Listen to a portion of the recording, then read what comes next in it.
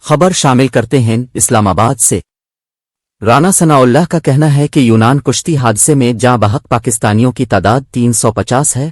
کشتی میں 400 افراد کے سوار ہونے کی گنجائش تھے لیکن 700 افراد کو سوار کیا گیا۔ تفصیلات کے مطابق وزیر داخلہ رانا ثناءاللہ نے قومی اسمبلی کے اجلاس میں سانحہ یونان پر اذہان خیال کرتے ہوئے کہا ہے کہ یونان کے ساحل میں ڈوبنے والی کشتی میں 700 کے قریب افراد سوار تھے۔ کشتی میں 400 افراد کے سوار ہونے کی گنجائش تھی۔ کشتی حادثے میں جاں بحق ہونے والے پاکستانیوں کی تعداد 350 ہے۔ حادثے میں 12 پاکستانیوں کو بچایا گیا۔ انہوں نے بتایا کہ ریسکیو آپریشن کے دوران 82 لاشیں نکالی گئیں۔ 281 خاندانوں نے حکومت سے رابطہ کیا۔ متاثرہ خاندانوں کی معاونت کے لیے ڈیسک قائم کیے گئے۔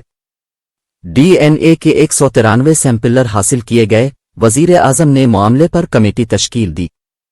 رانا ثناءاللہ کا کہنا تھا کہ گھناؤنے جرم میں ملوث افراد کے خلاف سخت کارروائی کی جائے گی۔ انسانی اسمگلنگ سے متعلق گزشتہ 5 سال کا ڈیٹا اکٹھا کیا گیا ہے۔ انسانی اسمگلرز کے خلاف گھیرا تنگ کیا جا رہا ہے۔ انسانی اسمگلنگ کے قانون میں ترامیم کی جا رہی ہے۔ قبل ازیں وزیر اعظم شہباز شریف نے یونان کشتی حادثے کے ذمہ داروں کو جلد کفن کردار تک پہنچانے کی ہدایت کر دی۔ وزیر اعظم نے تحقیقاتی کمیٹی کو کارروائی مکمل کر کے واقعہ کی جلد رپورٹ پیش کرنے، جبکہ وزیر داخلہ رانا ثناءاللہ کو تحقیقات کی نگرانی اور ذمہ داروں کو سزا دلوانے کے لیے تجاویز مرتب کرنے کا بھی کہا۔ شہباز شریف کی زیر صدارت یونان کشتی حادثے سے متعلق اعلیٰ سطح اجلاس میں وزیر اعظم کو یونان کے قریب بحیرہ روم میں کشتی الٹنے کے واقعہ پر تفصیلی بریفنگ دی گئی تھی۔